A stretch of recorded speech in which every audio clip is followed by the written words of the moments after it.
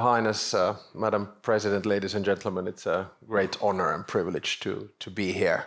Second day of our state visit. You mentioned free speech. Some of you might know that I spent the better part of 3 to 4 years as a professor at the European University Institute in Florence, last 4 years actually. And I must say that the difference between the freedom of speech of the professor and a president is rather significant. So I'll have to be careful with what I say here today. It's lovely to be here, and what I'll try to do is to set out in 15 minutes a view of what I think is going on in the world at the moment. And in order to keep things in my own head, I've structured it so that I'm giving an introduction and then 3 points and a conclusion. I'll begin actually by quoting the ideological mentor of the Norwegian Business School, Vladimir Lenin. Good old comrade Vladimir Lenin once said around the Russian Revolution that there are decades when nothing happens, and then there are weeks when decades happen. And I feel that we're very much in that kind of a mode right now. So what we're seeing in world politics is a change in order. The old order, which we've called a liberal international order, is dying, but a new one is yet to be born. In that sense, I think for our generation and the students' generation, we're living in our 1918, 1945 or 1989 moment. And by that I mean to say that in 1918, after World War I, the leaders of the time began constructing the League of Nations, which unfortunately failed. We ended up in World War II in 1939. But then in 1945, after World War II, the leaders at the time put together the United Nations. And with all of its deficiencies, it did maintain world peace, or at least it didn't end up in a World War III. So the institution worked. And then in 1989, that's actually when I started my studies, an era died with the downfall of the Berlin Wall and then with the collapse of the Soviet Union in 1991. Now what happened in my mind is that we got a little bit lazy. Many of us, myself included, believed in Fukuyama's thesis of the end of history, where we felt that it is self-evident that all 200 nation states of the world are going to revert to the best model of society, which is liberal democracy combined with social market economy and globalization. And I think a lot of the business people in this room know the sentiment as well. It was all about market, market, market, liberalization, liberalization, liberalization. But unfortunately, that didn't happen. We probably underestimated the value of international institutions, and I'll come back to that in a second.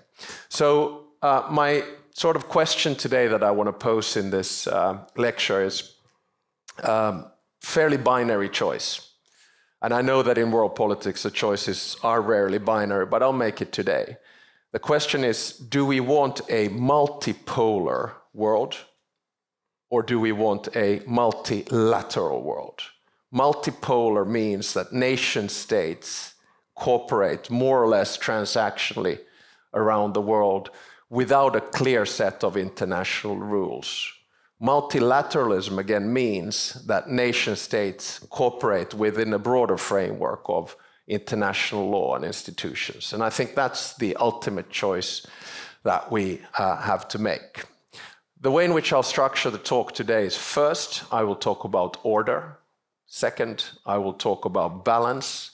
And third, I will talk about dynamics before I conclude. So order, balance, and dynamics.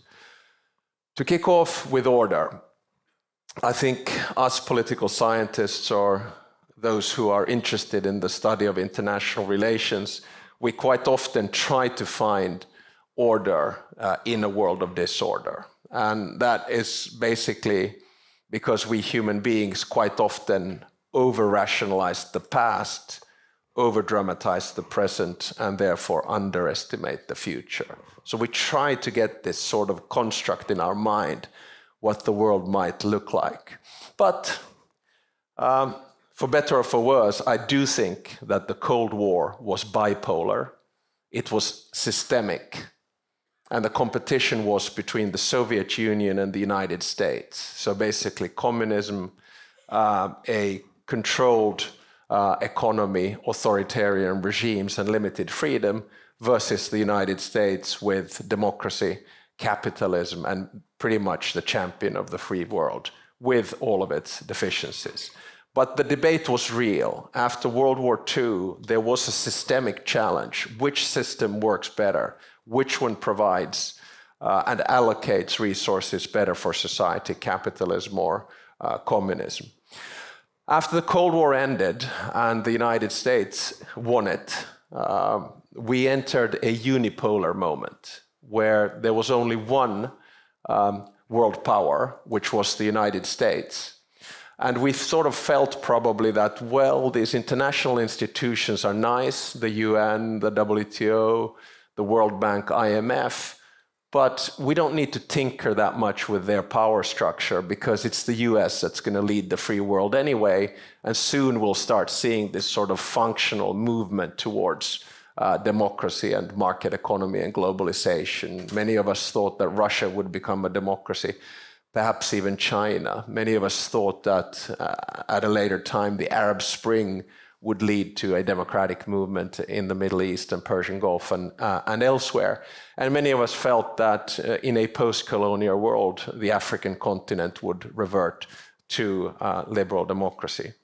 Little did we know that this would not happen. And you can start looking at a date when the world started becoming multipolar.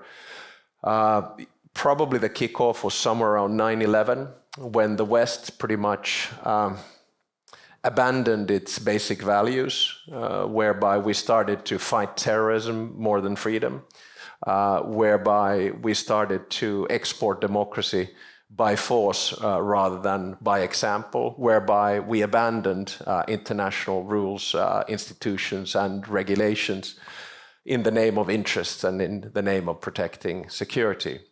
Be that as it may, there was still an element around 2001 where people thought that Russia would start cooperating with the rest of the world and with Europe. There was a feeling that China was on the rise and certainly the fastest growing economy in the world. But at the end of the day, the political system would modify itself to the economic system and become freer. But at some stage, the West started to decline. The financial crisis starting in 2008, the asylum crisis in 2015. You could argue that Brexit or the election of Donald Trump or a lot of populist movements in Europe were the moment where the world wasn't anymore looking up to the West. It was actually looking down to the West and looking up to China. So there was a sort of big change in what was going on. And now we live, I would argue, in the third form, in a multipolar world, where there is less order, more disorder, where the world is very much a la carte and transactional, where alliances are not necessarily anymore based on values, they're more based on interests, where geographic integration or regional integration is still strong, like in the European Union, but at the same time, there are these unholy alliances being built around the world. BRICS is a good example thereof, obviously a concoction by the chief economist of Goldman Sachs, with Brazil, Russia, India, China, and South Africa, which have very little in common, except an idea that the world should not be created in the Western image anymore. Or the Shanghai Organization, or actually alliances that the United States, value-based or otherwise, has built around AUKUS, Australia, the United Kingdom, and the US, or the Quad with India, Japan, and the US. So very targeted, rather than framing it all into a multilateral context, they're very much bilateral in a sense.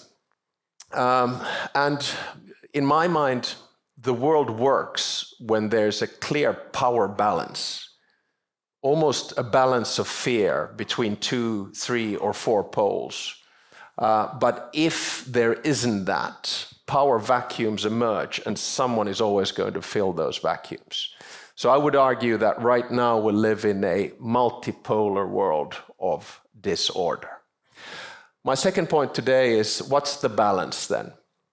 Well, in my mind, and I'm simplifying here because I've been working on a book for 5 years. It's approaching its end. I worked on it for 3 hours with my copy editor on Sunday, and she likes some of it. In any case, I'm trying to sort of probably simplify the world a little bit, but bear with me on this. I think that there are 3 spheres of power, not blocks. You have the global West, the global East, and the global South. And I know we're in Norway and Finland. It should be the global North, but put us in the global West, please. The global West is roughly 50 countries out of 200. It's Europe, North America, Mexico, South Korea, Japan, and a few others, Australia, New Zealand. We want to preserve the current multilateral system, the current order, the international liberal order. Why? Because we created it after World War II and because it serves our interests. On the other side, at the other opposite, you have the global East, which in my calculation is roughly 25 countries, led by China, followed far, far, far behind by Russia, Iran, and 22 countries that vote quite often with these 2 countries, Russia and China, in the UN Security Council.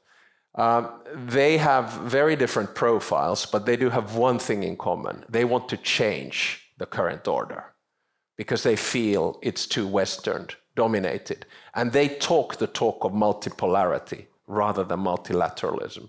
Because in a multipolar world, you don't meddle with their business, human rights, fundamental rights, or political regimes, but you allow more space to act bilaterally. China, of course, is extremely good at this. It's basically created interdependencies around the world through big infrastructure and finance projects. The one that's going to decide the new world order, in my mind, is the global South. And I know it's a little bit unfair to lump 125 countries together, but they do range from middle powers and swing states like India, Saudi Arabia, Nigeria, South Africa, and Brazil, and Turkey, to smaller players. But what do they have in common? Because, of course, some are democracies, some are autocracies. They have in common that they want agency. They want power and say in this system. They do not want to be lectured by the West about what kind of a government or society they should have. And this is the power balance that we're playing with. So you have the global West trying to preserve, the global East trying to change, and the global South wanting to have a say in the system. And of course, we in the global West have to make a decision. Do we continue the way in which we have in the past decades, even centuries, or do we start embracing the global South in a completely new and more equal basis? My third and final point before I conclude is on dynamics. And on the dynamics, again, it's a simple sort of triangle. We can have a world of competition, a world of conflict, or a world of cooperation. Competition innately can be good if it's contained, whether it's competition in economy, whether it's competition in technology, etc., etc. The problem with competition is that if there are no rules, it's not contained, and it can easily spill over into conflict.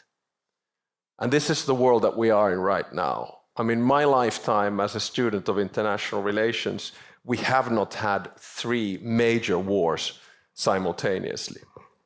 We've had skirmishes and wars, yes. But if you look at what we have with Russia's war of aggression in Ukraine, with Israel-Palestine, Israel-Lebanon, and potentially Israel-Iran, these are serious regional conflicts. They're not 6-day wars and skirmishes, or they're not like Georgia in 2008, where we got a ceasefire in 5 days. And on top of that, you have hidden wars, which we don't talk about, like Sudan, with almost 200,000 people dead this year only, with the potential of famine of 8 million people. So we have a lot of spillover effects with different types of players in a transactional world. And what we're lacking is the United Nations as a peace mediator. And that's why I think, of course, the best form of dynamic is cooperation, which we need to come back to. So if you want to have competition and you don't want it to spill into conflict, you need cooperation. And here's where I come to my conclusion and our fairly binary choice. I think the choice that Lenin would have right now is the following. Do we want a multipolar world which preserves the status quo or actually weakens the international institutions and therefore potentially is defined by tension and conflict?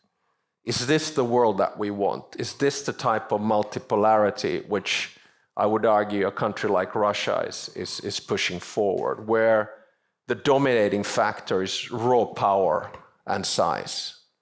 Or do we want a multilateral world where the power structure in the international institutions is changed, including, for instance, the UN Security Council, which is an anomaly from the aftermath of World War II, where there's no representation from Latin America, no representation from Africa, and only China from Asia? Or do we want to revamp the rules of the WTO? Do we want to revamp the power structure of the World Bank and the IMF, which after all are both into development and finance? And if we decide to do that, I think we move to a world of cooperation. But the big worry I have now, when we go back to 1918, 1945, and 1989, is that which choice do we make? I think the choice that was made in 1918 or post-1918 was wrong. It was a multipolar world with weak institutions. The choice between World War II with the United Nations was right. Yes, it's not perfect, I fully admit that, but at least it contained war. Or do we just sort of let things float around and expect it to correct itself at some stage? I think the change in order, balance, and dynamics will take anywhere between a decade to 2 decades. I predict about a decade we should have some kind of an order. But in the meanwhile, I think, unfortunately, we live in a rather disorderly and at times dangerous world. So this was my thesis today. I hope we can move towards a multilateral world order where agency and change has happened and where cooperation is more predominant than conflict. Thank you.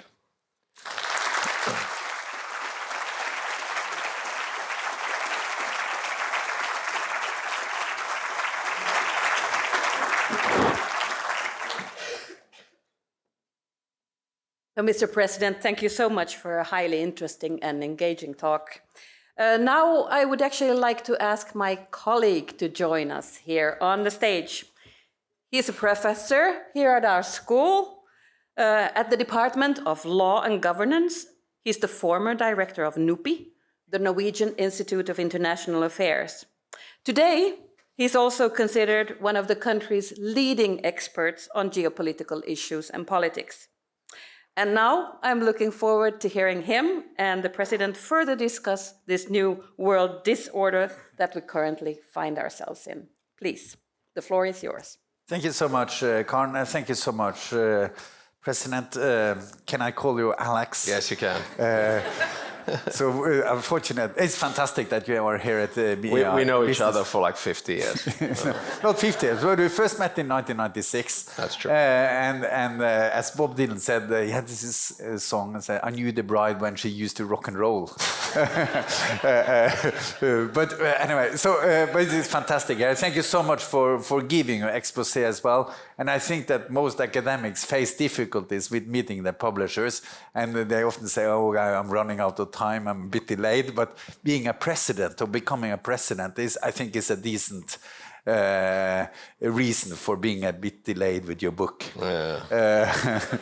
Now, I have prepared a few comments, but we also allow for intervention from the audience as well, and particularly from the students. So please, I will invite you in a bit later. So please be ready to have some questions. But could I just ask you first, when you said we have a choice between doing the multipolar or multilateral, and of course some of us might have a choice. Smaller countries will certainly have a preference for a multilateral world, but we might not be the one who is most powerful in making those choices. One country that will be very important in making this choice will be the US. They have an election in less than a month. To me, it seems that that particular choice that you put up is an issue at the table in the conversation, where it seems that the Democratic candidate is preferring a reformed multilateral system, whereas Donald Trump and J.D. Vance prefers much more of a multipolar world. Well, yeah, I mean, to be honest, you sound a little bit like a reporter at the Fox News. Forcing me to take a binary choice between two candidates. So I mean, I do think, obviously, that the fact that we have over 70 democratic, more or less, elections this year in the world, the most important one and the one that all eyes are on right now is the US one. I would probably use, on American foreign policy, I would use their national strategy report from October 2022 as my guideline. And that probably paints a slightly more complex picture, in the sense that the United States is probably not leaning on traditional international multilateral institutions as strongly as it used to. Take the WTO as an example, or the International Criminal Court as an other example. But what the United States is doing is two types of alliances in global politics. One are these sort of bilateral or trilateral that I mentioned earlier, the Quad and AUKUS. And the other one is then NATO, which is probably its strongest beacon of stability in terms of alliance. And my answer to you in which way is the new American administration going to lean is to say that it is in the interest of the United States to maintain a superpower status. Because what it wants to do is to contain China. And if you want to contain China, you need allies. You cannot do it alone. So therefore, I think the first go-to place of whoever is chosen as the President of the United States is going to be Europe and NATO. Then, of course, there are going to be side effects on the conflicts and timing and so on and so forth. I actually expect there to be movement on the two key conflicts, Russian aggression in Ukraine and the Middle East, in the interim period from the 5th of November to inauguration, because I think all of us are now waiting for the election result. I, of course, would prefer the US to be more strongly engaged multilaterally and be willing to change the UN Security Council as well. But as you said, I come from a small state. It is in our vested interest that multilateralism rather than multipolarity rules the world. If you are big, if you're the biggest military power in the world and one of the strongest economy, your view might be a little bit different. Okay, so let's move on to another topic, because basically what you said is that we have had this globalization period with huge push for market liberalization, more autonomy for market actors. But here at the business school, also students and others are concerned about how geopolitical risks shapes the environment for businesses to operate. But it also, as governments, also see the importance of business in providing security, building resilience. There's this quote from a French politician, I think. He said, "Wars are too important to leave to the generals." And Jens Stoltenberg, he paraphrased this a few years ago when he gave a talk in Norway and said, business is too important to leave to business people. And I think it indicates this idea that, okay, we are into this new environment. So you see very much about geopolitics, but also this equivalent of geoeconomics. So how do you, in Finland, view this? You've been your businesses has also been deeply affected by the change in geopolitics. Yeah. No, perhaps two answers. One is general and then one is a bit more specific to Finland. And I want to come back to the students who might be sitting in here in the audience today. And I compare to the time when I started studying in 1989. That was really sort of all about market liberalization. It was all in Europe all about four freedoms. It was about competition policy, about trade policy, about the rejuvenation of GATT into the WTO, into basically decentralizing your value chains, into big business and small business, et cetera, et cetera. So it was market, market, market. But at some stage, and I guess you could argue perhaps after 9/11, security came into it. And when security comes into it, you start using state as a pretext. And right now, I would argue that it's less about market, market, market, more about state, state, and state. So there's a lot of talk about strategic autonomy. There's a lot of talk about de-risking, perhaps even decoupling with China. And a lot of the risk right now is focused on technology, the way in which companies use that or deviate. I'll give you an example. I wrote a column in the Financial Times in 2016, which had a rather provocative title, "For China, Europe is the New Africa." And my argument was that the Chinese were mining European technology and patents in the same way that they were mining African critical minerals, and that we needed to be aware of the fact that not all intentions were, so to speak, good.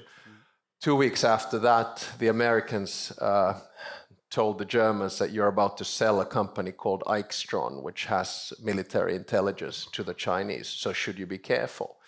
At the time, I warned that just be aware that this happens, but don't go full-on protectionist. Think about the rules that you can do. But right now, with technology, probably with COVID, and the whole idea that you need to start bringing back your value chains closer, and then the war in Ukraine linked to, of course, say, food security and energy security, there is this pretext, a narrative about us needing to protect our economies. And for countries like Finland and Norway, this is a problem because our economic growth has always been based on the liberalization of markets and on open markets. So we're going on in this battle. The sort of optimist in me says that if there was a pendulum swinging from market to state, it's almost taking extreme right now. And then it's going to start coming back. But we in Europe need to lead the way, I think, on that, whether it's a green transition or otherwise. Now, in Finland, again, when you have 1,340 kilometers of border with Russia, and when historically you've been dependent on the Russian economy, you sort of build up guards. You're sensitive to what is going on, and you can actually change tack quite quickly. But part of our business psyche and thinking is also about security. So that's why we have a very strong security of supply system. That's why most of the business leaders from Finland here today have done a 3-week course on national defense on top of actually doing their military service. That's why in our security of supply system, we have contracts with big business on how we ensure energy supply and food security in times of crisis. So it's very much an overall picture. But of course, if you were to ask Finnish business today, are they over-regulated? Do they have tax issues? Does Europe regulate too much? They would probably say yes to all of them. So my only suggestion to the students here is that, and to the companies, if your company today does not have a chief geopolitical officer, you're going to be out of business pretty soon.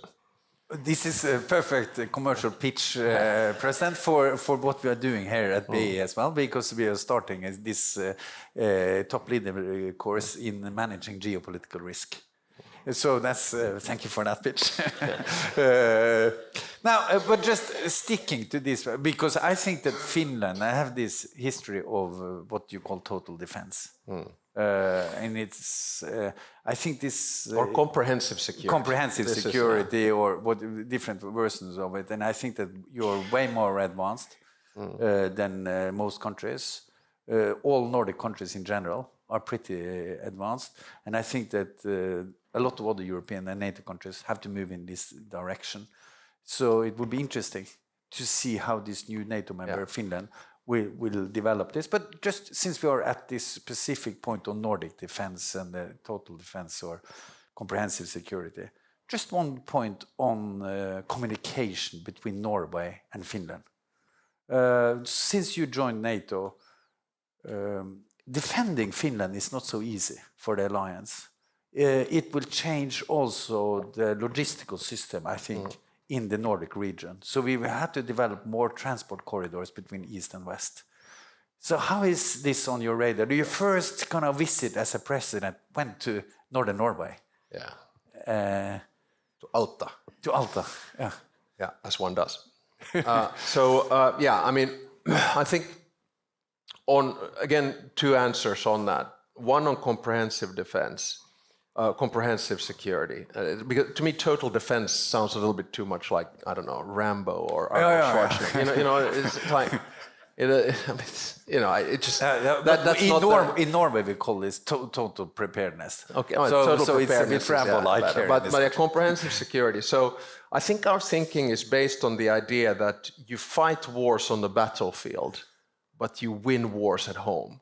Yeah. Which means that you need to have civilian resilience. And over the years, we have not only built them up, but continued to maintain them. And to our concept of comprehensive defense, I mean, you can put about 20 to 30 different pillars, but the key pillars, for instance, are civilian shelters. We can house about 4.5 million Finns out of 5.5 million in these civilian shelters, which in peacetime we use for car parks or sports facilities. We have a very comprehensive system of security of supply, as I mentioned, on food and energy, and we're actually doing dry runs on it right now. So if there is a scale in conflict or societal preparedness for conflict from 1 to 7, we're now at stage 3 in terms of doing dry runs and making sure that we've taken the dust off the system. And we do a lot of testing on that. To comprehensive security, we also count things like cyber attacks, because obviously we're so technologically dependent nowadays, not only you and I, but our whole societies, that if the data system breaks down, the system will collapse. On top of that, there are elements in comprehensive security which have to do with just basic infrastructure, security of, say, electricity. And we pack all of this together. And interestingly enough, my predecessor, President Sauli Niinistö, is right now writing a report for Europe, the European Union, on comprehensive security. So I think it's linked, and this is then answering probably your second question, to both the EU and NATO. And there is a lot of traction from our allies, both in the EU and NATO, to learn about the system that we have created over the years. But linked to this then is a second question of infrastructure and connection. So with me here, I have our Minister of Transport and Interim Interior Minister Lulu Ranne, who's been working a lot on what kind of an infrastructure we can create, say, from Finnish Lapland up to Narvik. Because you have to understand that Finland is an island. So if the Baltic Sea somehow is disconnected, we are disconnected. And that means that there needs to be railways, there need to be functional roads, and other infrastructure going through the north. And I keep on saying to, when I travel in east of Finland or north of Finland, I say, okay, the door is closed to the east, to Russia, but that creates a lot of new opportunities then westbound, including, of course, infrastructure. Finland is not that difficult to defend. No, you've done it before. We've done it before, and we know how to do it. But I must say that it's very nice that we don't have to do it alone anymore. And that means that you will see inside NATO a very close connection between Finland, Sweden, and Norway. And of course, Alta was a good example thereof when Finland participated with 4,000 soldiers in Nordic Response 24, the biggest international training exercise we've ever done. And you could see how the system works. Fun fact, my son, who was doing his military service at the time, and he was there in the exercise in Alta. So he was on an American warship, and I flew over it with a helicopter and took pictures and waved. Fantastic. So another fun fact that I've just learned is that the border of Finland to Norway is longer than the Finnish border to Sweden. Yeah, it's a competition. And so this is interesting. Next time you're in a quiz, you might have learned some. But picking up on your son, we have some Finnish students here as well. Yeah. Could we have a question from or some of our excellent students from Finland? Can we? Do we need a microphone? Or so this is Winston Battigord, who was in the same company with my son. It's better be good, Winston, or I'm going to tell Oliver. And he's been drinking beer at our place. Mr. President, good morning. I'm a student here at BI from Finland, so I am very interested in the Finnish future and the Norwegian future as well. And as you said, I was in the military with Oliver Stubb. It was very fun. We were in the reserve officer school together. And this question, it's kind of irritating that you actually took it up already. This was my question. But okay. About Alta, this training. Yeah.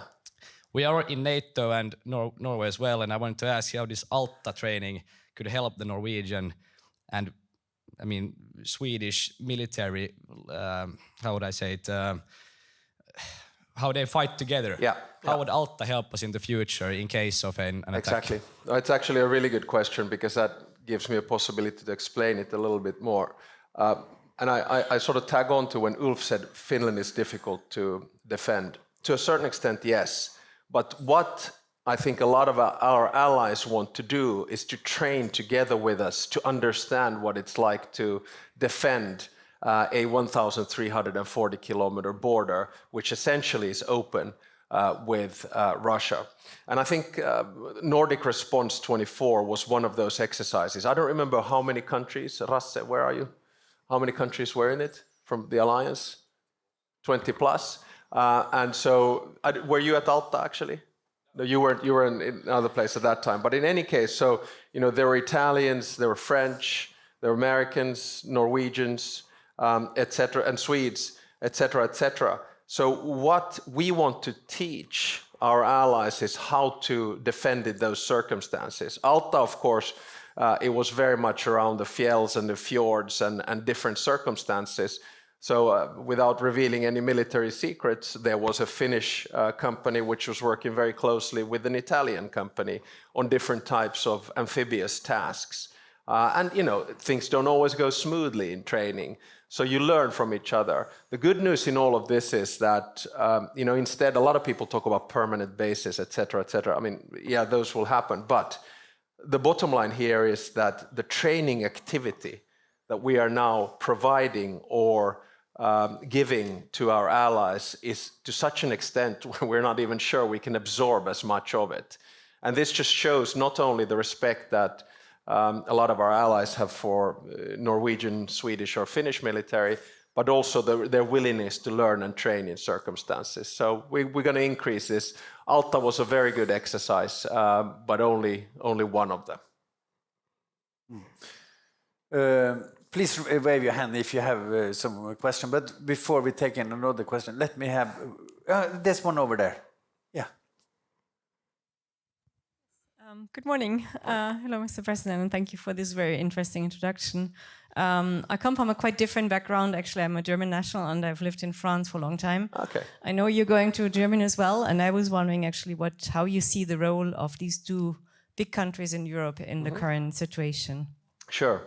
Actually, we're going to Berlin together with the Crown Prince, We're going to go there to the 25th anniversary of our embassy buildings, Nordic embassy buildings, and I'm looking forward to it. I have a meeting with both Steinmeier and Chancellor Scholz as well. Now, first of all, on the Franco-German axis, I think now after Brexit, it probably should be stronger or more important than ever.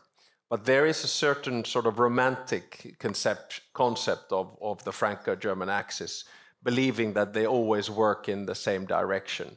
But obviously the beauty of it is that, as a matter of fact, they quite often work in different directions, but when they agree on something, they can move forward. We've seen that on defense, we've seen that on institutional reform, we've seen it actually on COVID, on next generation Europe, etc., etc. But there is an innate tension.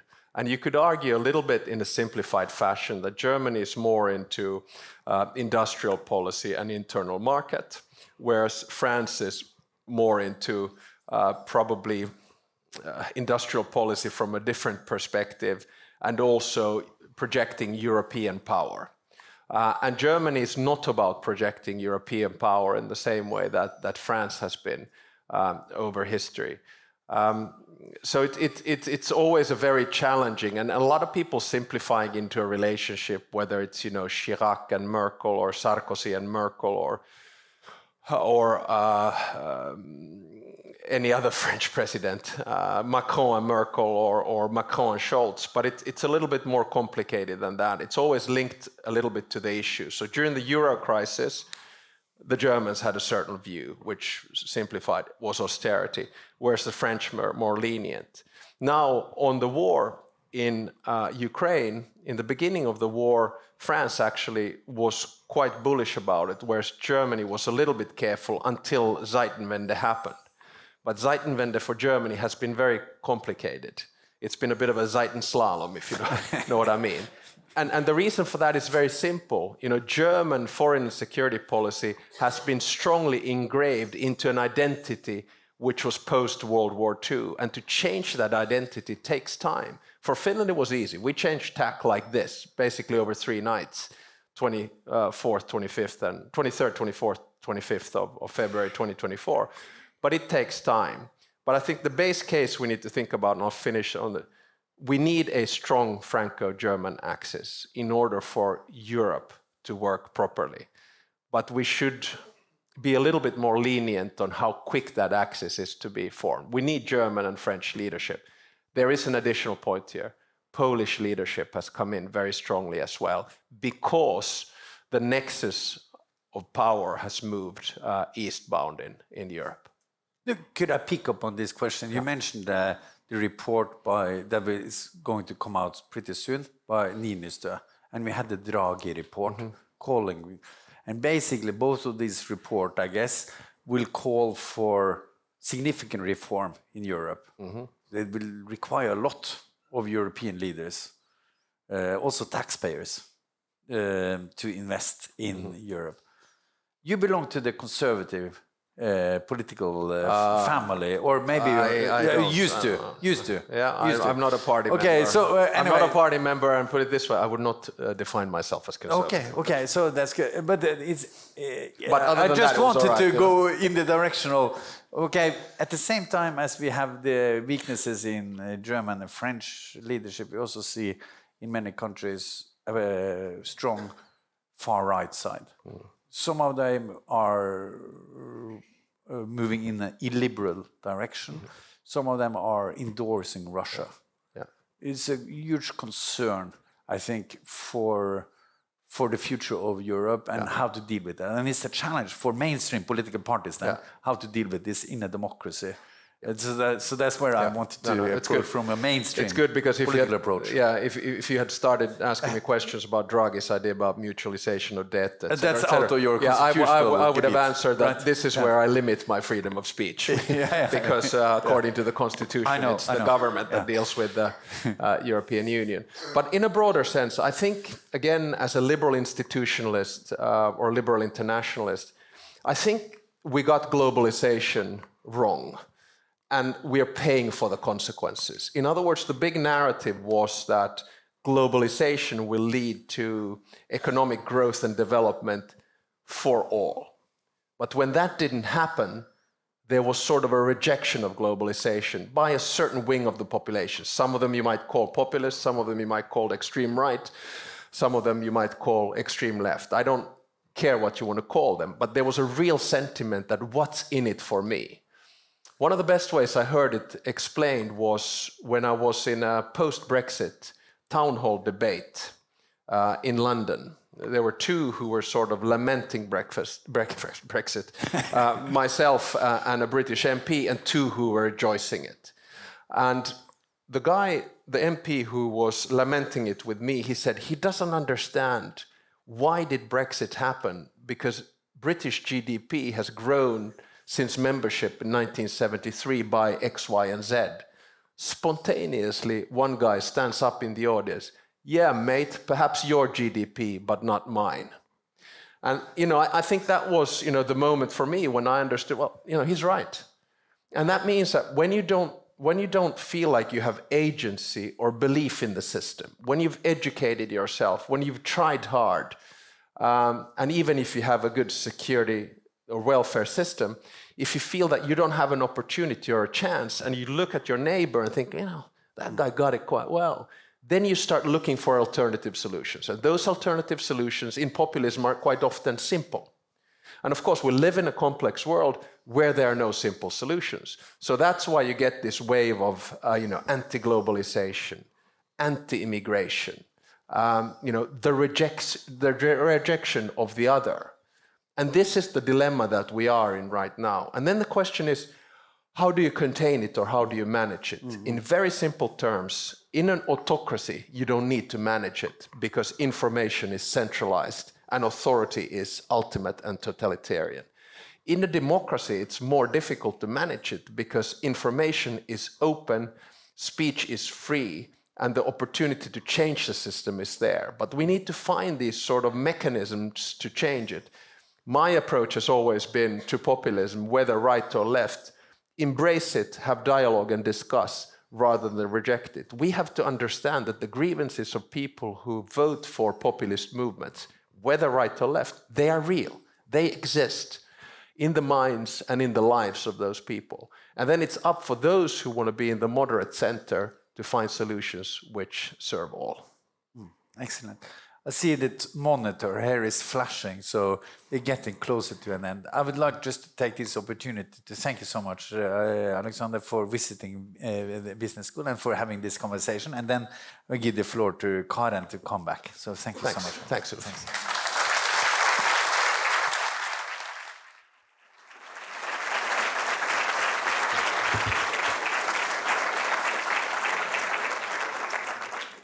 Mr. President and Ulf Sverdrup, thank you so much.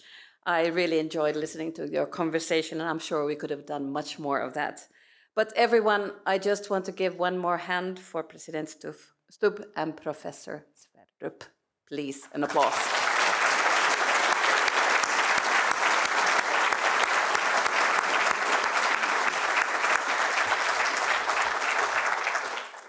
Your Royal Highness, Mr. President, Your Excellencies, ladies and gentlemen, this concludes our program here today. Thank you all so much for joining us here, and we absolutely hope to welcome and see you back again here at BI Norwegian Business School. Thank you.